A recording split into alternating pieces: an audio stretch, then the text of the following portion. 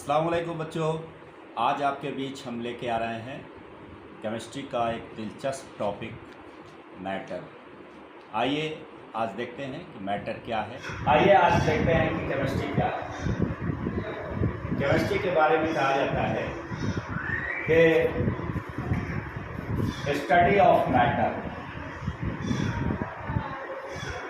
Study of matter. Matter की study क्या कहलाती है? केमिस्ट्री कहलाती है। एक सिंपल सा, बहुत सिंपल सा इसका जवाब है। कोई पूछ दे कि what is chemistry? Chemistry is study of matter. अब एक बात समझने का है कि एक सवाल आता है कि सर ये मैटर क्या है जिसकी हम स्टडी करेंगे तो वो केमिस्ट्री कहलाएगी। एक सवाल रेज होता है, what is matter?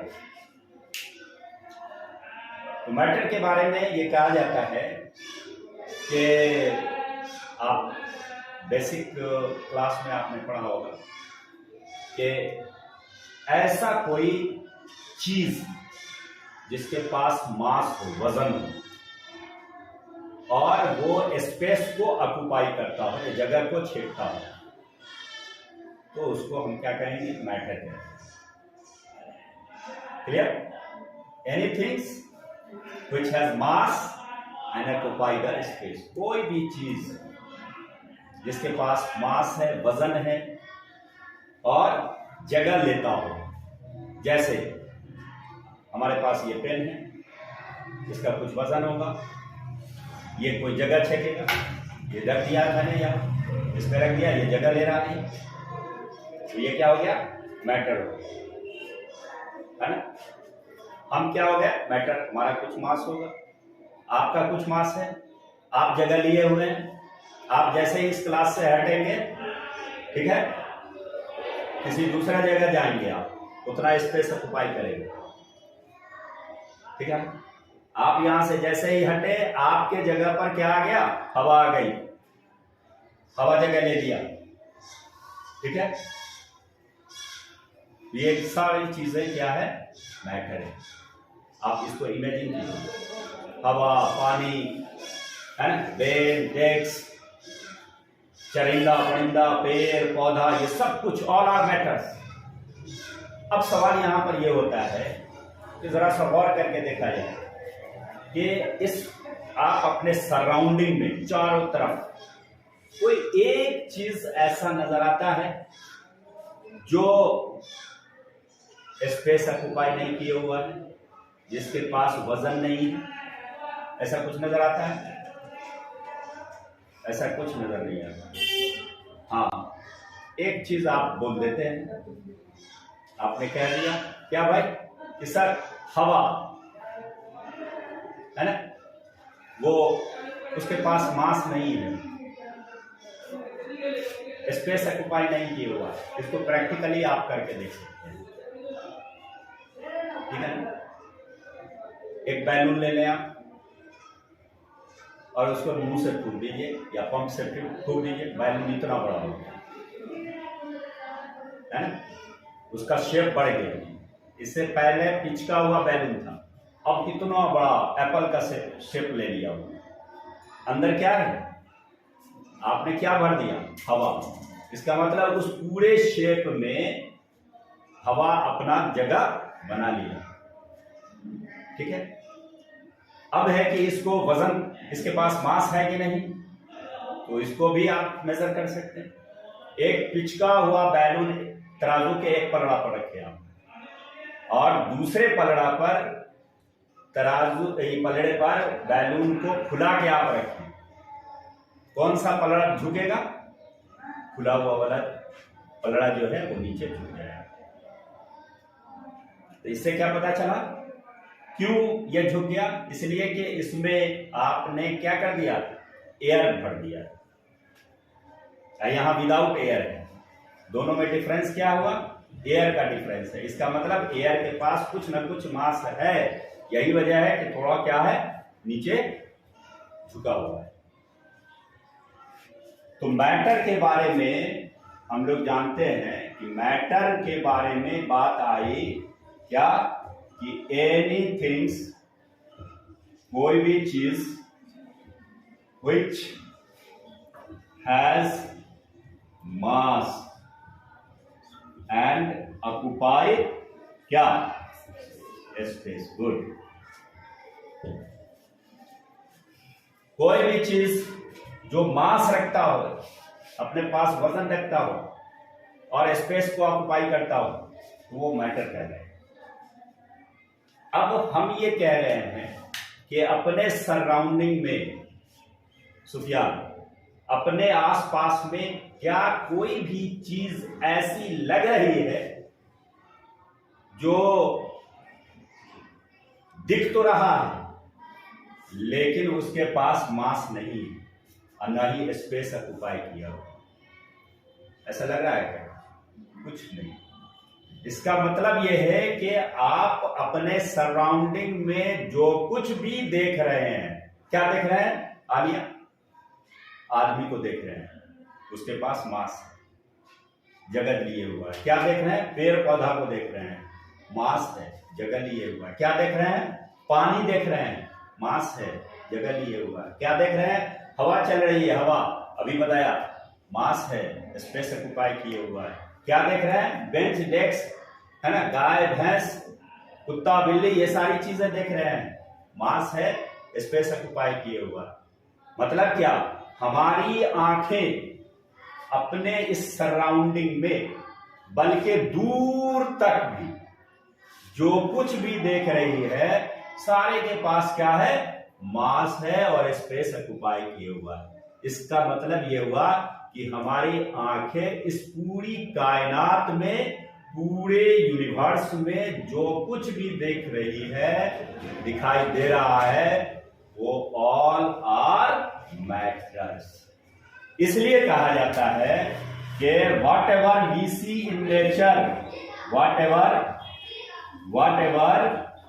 We see in nature में प्रकृति में अपने चारों तरफ जो कुछ भी देख रहे हैं, ऑल आर मैटर्स। इस सराउंडिंग में, इस पूरी कायनात में, इस पूरे वर्ल्ड में आपकी आंखें जो कुछ भी देख रही हैं, दूर तक आप देखते जाइए, सूरज, चांद, ये है ना, सैटेलाइट, प्लैनेट, ये सारी चीजें जो दिखाई दे रही हैं, वो सब क्या है? मैटर है। इसलिए मैटर का एक डेफिनेशन ये भी होगा कि whatever we see in nature, whatever we see in nature. एक तो ये डेफिनेशन है कि आप उसको कैसे फाइंड आउट करेंगे कि मैटर है, कौन सा थर्मामीटर अप्लाई करेंगे, कौन सा पैरामीटर होगा मैटर के जज करने का, तो जो जिसके पास मास होगा। दूसरा पैरामीटर क्या होगा? जो स्पेस ऑक्युपाई किए होगा। अब इस दोनों पैरामीटर को सेट करते हैं तो पता ये चलता है कि हमारे सराउंडिंग में जो कुछ भी दिखाई दे रही है, सारे के पास क्या है? मास है। और क्या है? वो स्पेस कुछ न कुछ लिए हुआ है, कम बेस्ट जो भी हो, स्पेस लिए हुआ। इसका मतलब क्या कि हम चारों तरफ से किस चीज से घिरे हुए हैं? मैटर से घिरे हुए। हम खुद मैटर और फिर कि हम मैटर से ही घिरे हुए हैं। पता ये चला कि ये पूरा यूनिवर्स, पूरी कायनात को अल्लाह ताला ने मैटर से तैयार किया है, मैटर से पैदा किया है, मैटर का बना हुआ है। ये पूरी कायनात किस चीज का बना हुआ है? मैटर का बना हुआ है। पूरा ब्रह्मांड, पूरी सृष्टि, ये एक बात। दूसरी बात ये कि ये जब क्लियर हो गया कि इसी मैटर से पूरा ब्रह्मांड, पूरी सृष्टि, पूरा यूनिवर्स बना है ना, और उसकी स्टडी हम करने जा रहे हैं किसमें? केमिस्ट्री में। सोच लीजिए केमिस्ट्री कितना दिलचस्प सब्जेक्ट होगा, है, और पढ़ाने वाला भी कितना दिलचस्प होगा। इस बात को भी समझना है कि नहीं? इसलिए केमिस्ट्री के डेफिनेशन में जहां हम ये बहुत शॉर्ट में मैंने लिख दिया कि study of matter is known as chemistry, वहीं पर इसको और थोड़ा सा बड़ा करके लिखा जा सकता है कि study of matter that make up the universe. मतलब क्या हुआ? मैटर की स्टडी। कौन मैटर? वो मैटर जिसने पूरे यूनिवर्स को बनाया है या जिससे पूरा यूनिवर्स बना है। बोलो क्या बात? तो इसमें हम लोग जोड़ देंगे क्या? That makeup the universe. समझ में आई बात? मतलब क्या हुआ कि हम केमिस्ट्री में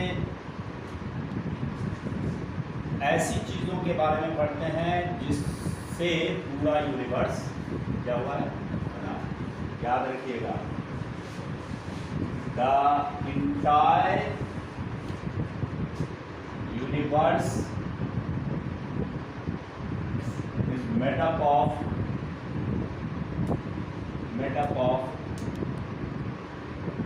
टू टाइप्स ऑफ इंटिटी, दो तरह की चीजों से बना। नंबर वन मैटर से बना हुआ है, और दूसरा क्या बना हुआ है? मैटर। और दूसरा क्या बना हुआ है? दूसरा एनर्जी से बना हुआ है। पूरी कायनात, पूरा यूनिवर्स किस चीज का? दो तरह, एंटिटी माने चीज, दो तरह की चीजों से मिलकर बना है। एक क्या? मैटर। दूसरा क्या? मैटर से जुड़ा हुआ एनर्जी। अब ये कंफ्यूजन हो रहा होगा कि सर ये बात तो अभी फौरन आपने समझाया कि हमारे सराउंडिंग में जो कुछ भी दिखाई दे रहा है ऑल आर मैटर्स, इसलिए कि उसके पास मास है और वो स्पेस ऑक्युपाई किए हुआ है। That means all are matters. मतलब इस पूरी कायनात में मैटर ही मैटर नजर आ रहा है। इससे क्लियर हो गया कि मैटर से ही पूरी कायनात बना हुआ है। फिर इसमें आ गया क्या? एक नई चीज, एनर्जी। इसका क्या मतलब? ये कहां से आ गया? जी, मैटर बगैर एनर्जी के एग्जिस्ट नहीं कर सकता। आइए एक एग्जांपल से बताएं। एक ग्लास आप ले लें, ट्रांसपेरेंट ग्लास ले लें, उसमें आधा ग्लास पानी डाल दिए। अब एक चमचा चीनी ले लें आप इसमें, ठीक है? चीनी क्या लग रहा? मैटर है कि नहीं है? ग्लास में पानी डाला, पानी मैटर है कि नहीं है? क्लियर हुआ? अब उसको चमचे से एक चमचा चीनी लेके उस पानी में, ग्लास में डाल दीजिए आप, और थोड़ा सा मिला दीजिए या थोड़ा देर के लिए छोड़ दीजिए। कुछ देर के बाद आपके ग्लास में पानी रखा हुआ है लेकिन चीनी गायब। बात क्लियर? यहाँ पर ग्लास रखा हुआ है, आधा ग्लास पानी, उसमें एक चमचा चीनी डाल दिया गया, मिला दिया आपने। थोड़े देर के बाद ये समझ में बात आ रही है कि ग्लास के अंदर से चीनी गायब। क्या ये बात सही है कि नहीं? ये असल में ठीक तो है। अभी हम डालें, आप न डालें, आप समझ रहे हैं कि उसमें चीनी, लेकिन एक नए बच्चे को लाके आप यहाँ पर खड़ा कीजिएगा, दिखाइएगा, तो वो क्या कंफर्म कर सकता है कि उसमें चीनी है? बगैर कोई देख के सिर्फ बताना नहीं बता सकता। उसको भले ही टेस्ट करके देखना पड़ेगा, तब जाके बताएं।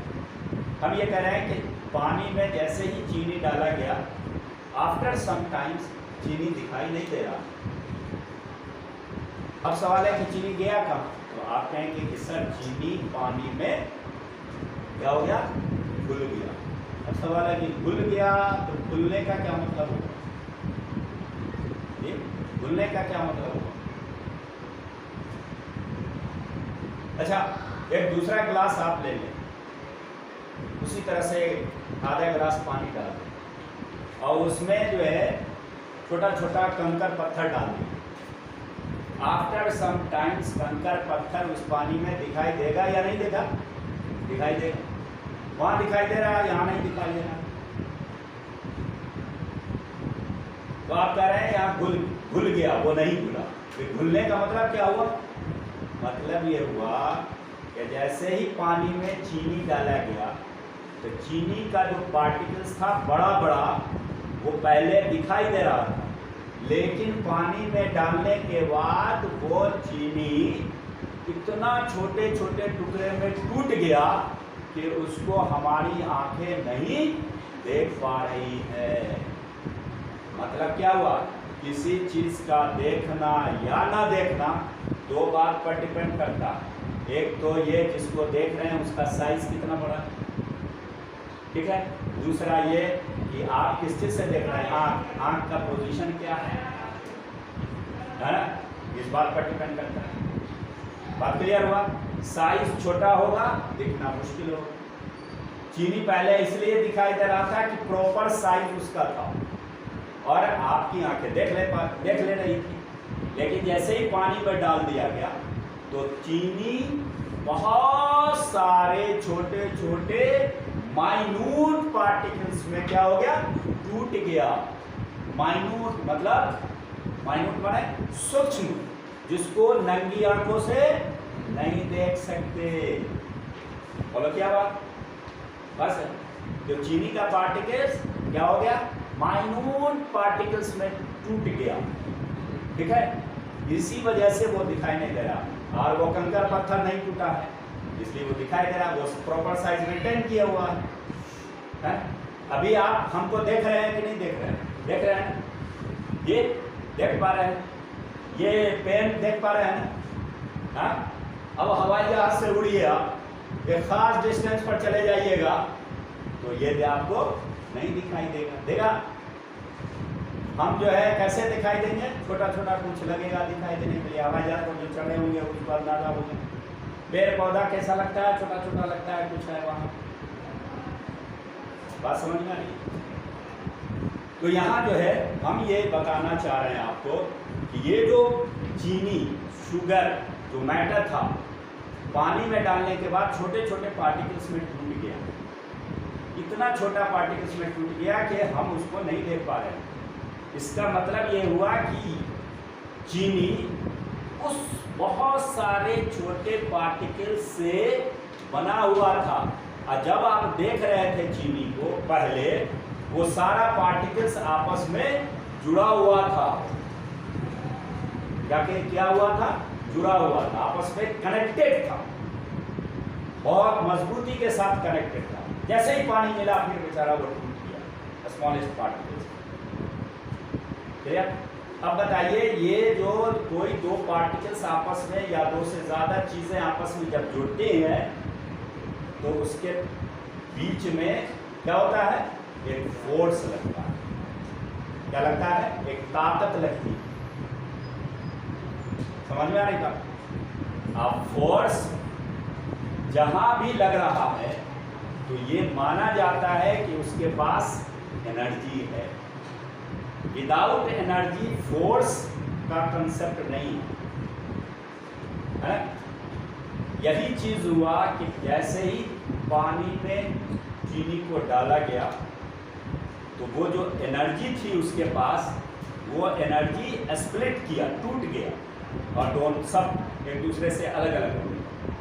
तो पता ये चला कि मैटर कहीं है तो उससे एनर्जी एसोसिएट होता है ना। Without associated energy matter exist नहीं कर सकता। क्लियर हो गया? यही वजह है कि हम ये कहते हैं कि इंटायर यूनिवर्स जो बना हुआ है किस चीज से? मैटर से। लेकिन मैटर जैसे ही बोलेंगे तो ये अंडरस्टूड बात होगी कि मैटर के साथ क्या जुड़ा हुआ है? एनर्जी जुड़ी। ये दोनों एक दूसरे से चोली दामन का साथी है। मैटर है तो एनर्जी, एकदम अंडरस्टूड बात है ना। कोई कहे मैटर है एनर्जी नहीं है, ऐसा हो ही नहीं सकता। क्लियर हुआ? इसलिए हम क्या करेंगे, इसको क्लासिफाई करेंगे। अगर ये जो यूनिवर्स है इस यूनिवर्स को दो हिस्सों में बांटेंगे, एक क्या मैटर और दूसरा क्या मैटर से जुड़ा हुआ एनर्जी। बात क्लियर? ये बात समझ में आ गई? चलिए अपना नोट कीजिए। चलिए देखिए, तो हमने ये कहा कि मैटर जो है, ये यूनिवर्स जो है वो मैटर का बना हुआ है, और मैटर जैसे ही बोलेंगे क्या समझेंगे आप लोग? अंडरस्टूड बात होगी क्या कि उसके साथ एनर्जी जुड़ा हुआ, एसोसिएट किया हुआ, इसलिए कि विदाउट एनर्जी मैटर एग्जिस्ट नहीं कर सकता। क्लियर हो गया? अब जरा सा देखिए, इसी की स्टडी, इस मैटर की स्टडी आप क्या करते हैं? केमिस्ट्री में करते हैं। केमिस्ट्री में मैटर की स्टडी की जाती है। अब जरा सा देखिए कि मैटर की स्टडी जो करेंगे तो क्या क्या स्टडी करेंगे? मैटर की स्टडी करेंगे कि मैटर का क्लासिफिकेशन समझना होगा। तो मैटर को दो तरह से बांटा जाता है, दो तरह से क्लासिफाई किया जाता है। एक क्लासिफिकेशन कहलाता है फिजिकल क्लासिफिकेशन। फिजिकल क्लासिफिकेशन पहला जो क्लासिफिकेशन, ठीक है। दूसरा कहलाता है chemical classification. Chemical classification, chemical classification.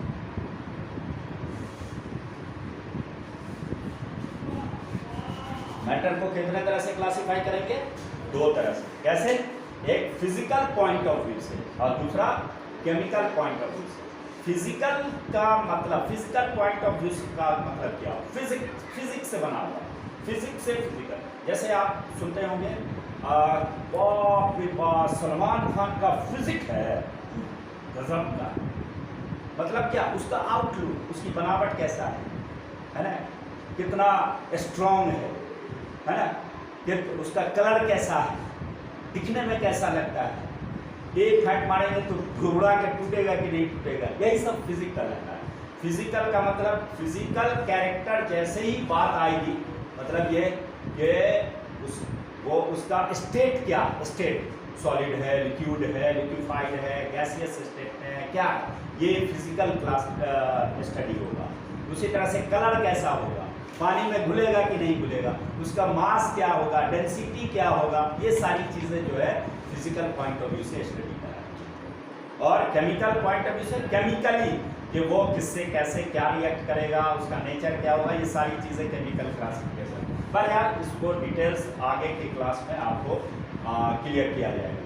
तो यहाँ ये बता रहे हैं कि मैटर को दो तरह से हम लोग क्लासिफाई करेंगे। पहला क्या? फिजिकल क्लासिफिकेशन, दूसरा क्या? Chemical classification. तो फिजिकल क्लासिफिकेशन जो होता है, फिजिकल क्लासिफिकेशन जो होता है वो फिजिकल पॉइंट ऑफ व्यू से क्लासिफाई करेंगे तो मैटर तीन तरह का आपको मिलेगा।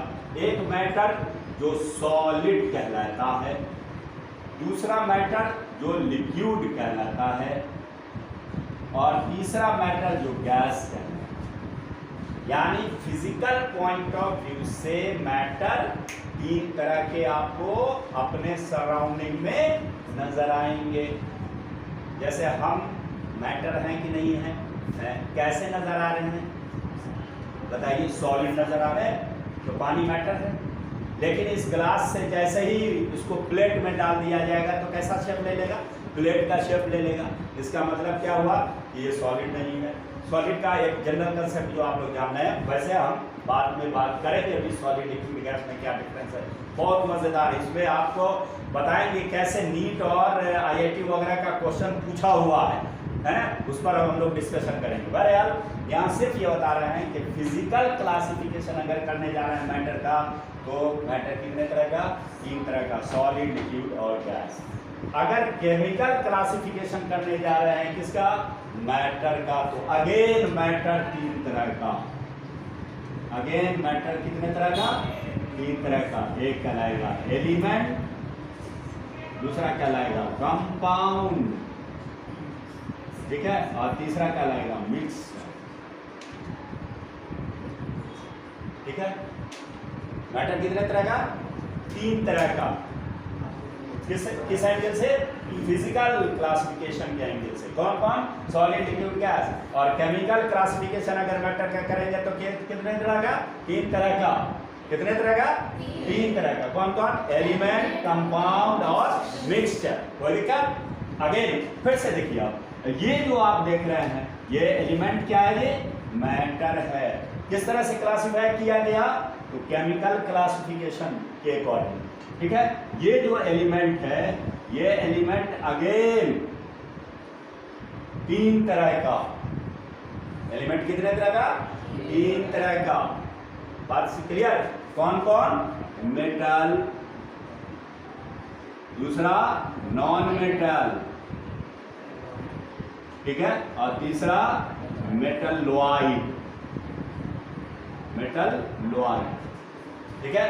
एलिमेंट कितने तरह का? 3 तरह का है। कौन कौन? Metal, non metal, metalloid. कोई दिक्कत? फिर आइए कंपाउंड कितने तरह का? 3 तरह का, ठीक है। कौन कौन? Acid, base and salt. Compound कितने तरह का? 3 तरह का। Acid, base and salt. एक और तरह से कंपाउंड का क्लासिफिकेशन करेंगे तो उसके अकॉर्डिंग कंपाउंड 2 तरह का। कौन कौन? ऑर्गेनिक कंपाउंड और दूसरा इनऑर्गेनिक कंपाउंड। आगे की क्लास में जाइएगा तो इसी ऑर्गेनिक की कंपाउंड की स्टडी ऑर्गेनिक केमिस्ट्री कहलाती है और इनऑर्गेनिक कंपाउंड की स्टडी इनऑर्गेनिक केमिस्ट्री कहलाती है। और आपके जो सर हैं जो पढ़ा रहे हैं अभी इसी ऑर्गेनिक केमिस्ट्री के क्या है? बोलिए। नहीं, मेरा जो है मेन सब्जेक्ट पर यार। तो कंपाउंड 3 तरह का, एसिड, बेस और सॉल्ट। और दूसरे एंगल से अगर क्लासिफाई करेंगे तो कितने तरह का बताया? कितना? 2 तरह का। ऑर्गेनिक कंपाउंड और दूसरा क्या?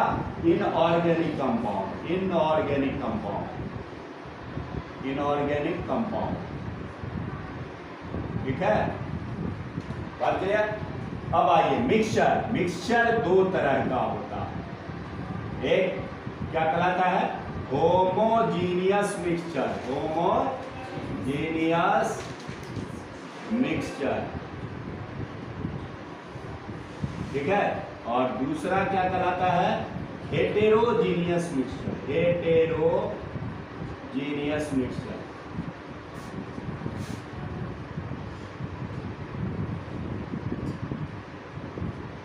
ठीक है। फिर से इसको देखिए, केमिस्ट्री में हम लोग मैटर की स्टडी करते हैं। What is chemistry? The study of matter is known as chemistry.